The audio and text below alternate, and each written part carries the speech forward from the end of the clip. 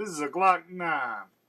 50 cent, too short. None of them talk about a Glock 9. I'm the only one in this room. Well, apparently I'm the only one in this room. Hey, this is David with the Shepherd School. And what we're going to do today is a little bit of modifications to my Glock 19. Now, you've heard me say ad nauseum that I really don't believe in taking the gun outside of the way the firearm manufacturer designed it.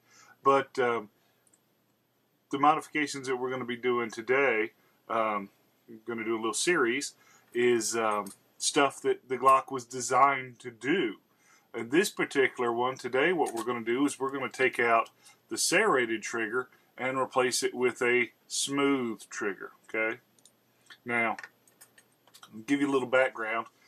Because of the Firearm Act, right, and its addendums and changes, in order to import guns, you have to meet a certain point threshold, and you get weight points, points for size, points for things like grip safeties. And when they wanted to import the compact and the subcompact Glocks, they could not get enough points with what is considered a defensive trigger, which is this smooth trigger. So they had to put on this serrated target trigger.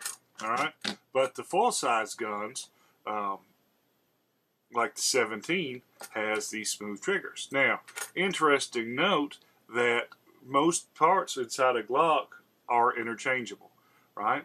And the Glock factory actually says, it's designed to use this trigger. They just can't for import purposes.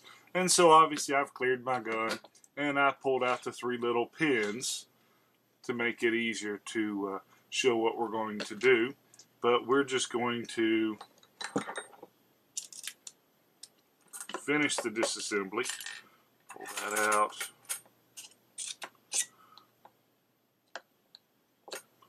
Pull that out. And then we're going to pull out this. Okay? Now, I'm just going to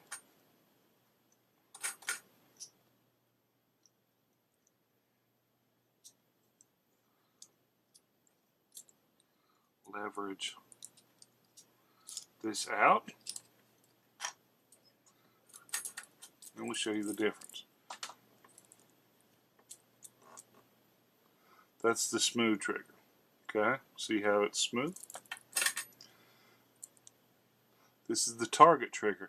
See how it has ridges? Now, switching from the target trigger to the non-target trigger isn't going to change your trigger pull or anything. And some people say that it may allow your finger to slip where you don't have a nice full straight back trigger squeeze. However, if you're going to go to a class where you're shooting high round count, say 500 rounds in an 8 or 12 hour day, you'll definitely notice a difference. This won't mess with your finger as much. So if you're going to do a whole lot of training, this might be something that you want to think about doing. Okay? So we're just going to put the S trigger back on. Trigger spring in that little hole there, the back of the connector.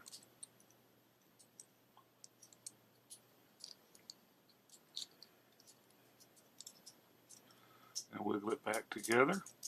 Okay.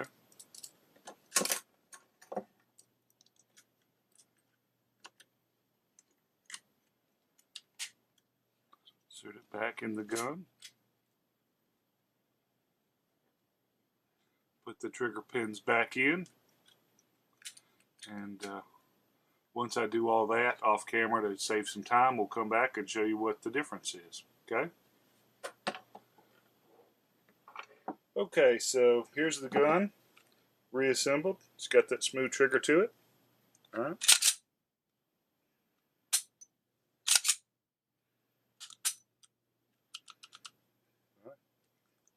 That's all there is to it. It doesn't change much, but it does feel different. Some people may like that, some people not. It's a thing of personal preference. But there you go. And until next time, you can always catch online, www.tngun.com.